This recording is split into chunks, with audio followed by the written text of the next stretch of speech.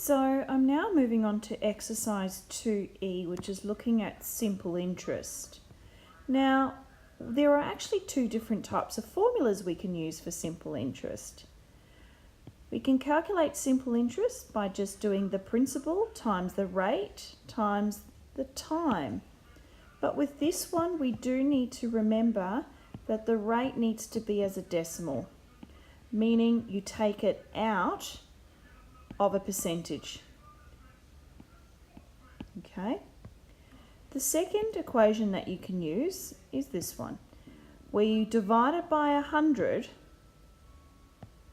It's still principal times the rate times the time, but you divide it by 100. The reason you're dividing it by 100 is because you're taking the rate out of the percentage. But this means you don't need to change anything before you go. To be absolutely honest with you, I would be using the first one. It's just the more commonly used formula for simple interest. So moving on down to example 16, they've asked us to use simple interest, and in the question they will always stipulate that you need to either use compound interest or simple interest, so you're not left wondering which one to use. So they've asked us to use simple interest. In part A, they've asked us to calculate the interest, so we need to find the interest when I invest $600 at 8% per annum, that's what the P.A. means, per annum, for 18 months, which is my time. Because we're doing simple interest, it's always in yearly figures typically. So the rate is per annum, per year. So therefore we need to make sure the time is also per year. So for part A, simple interest is equal to principal times the rate times the time. Some people might find it easier if you write on the side here what letter is represented by the number. So for the letter P is our principal. How much am I investing? Well, in this particular question, it's $600. My rate is 8%. 8% is a decimal, so I divide it by 100 to get it out of a percent, is going to be 0.08. And then my time. Now, because the time is in months, how many months in a year? 12. So we're going to go 18 divided by 12, which converts it then into years because my rate is in years. So that gets me 1.5 years. Once I've done all of that, I can then now pop this all on here, replace the letters with the numbers.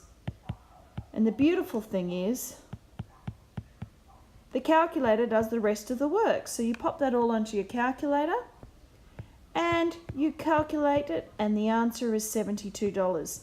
Now remember, that is just the interest that you are going to be getting on this investment. So if this is just the interest, that's your interest only. So really read your questions in your test or exams, because we often ask you to just tell us the interest, or we tell you to say what is the total. Well, the total would then be $600, which is the amount that you invested, plus the interest that you've now made, which is $672. Okay? So that is now the total. This question only asked for the interest, but I just wanted to point this out because it's really important that you read the questions in the test or the exam. So now with part B, they've asked us to find the rate. Okay, so that means when $5,000 is invested and earns $150 interest, and the time is 2 years. So this requires you to do a little bit more working out.